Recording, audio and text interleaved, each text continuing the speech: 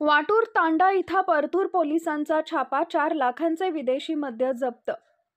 Partur police ठाण्याचे सहाय्यक police उपनिरीक्षक नंदू खंदारे आणि त्यांच्या पथकानं पोलीस निरीक्षक सुदाम भागवत यांच्या मार्गदर्शनाखाली काल दुपारी वाटूर तांडा इथं छापा मारून जवळपास 4 लाख रुपयांचा विदेशी मद्यसाठा जप्त केलाय।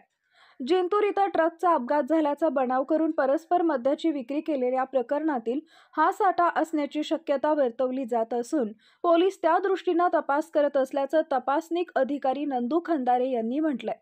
दरम्यान पोलिसांनी वाटूर येथील मिथुन नारायण अढे यांच्या घरातून हा विविध कंपनीचा सुमारे 4 लाख रुपयांचा मद्यसाठा जप्त केला असून सचिन सोळंके यांच्याकडून हे मद्य खरेदी केल्याची कबुली मिथुन अढे यांनी दिली आहे।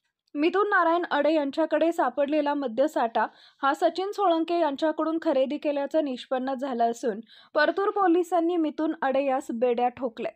दरम्यान सदरील कारवाई पोलीस अधीक्षक अजय कुमार बंसल, अपर पोलीस अधीक्षक आयुष नोपानी, DYSP रेंगे, पोलीस निरीक्षक सुदाम भागवत यांच्या मार्गदर्शनाखाली ASI नंदू खंदारे, पोलीस शिपाई प्रशांत काळे, गजू राठोड, इलक पारवे, कोरडे, होमगार्ड BN जाधव यांनी केली आहे।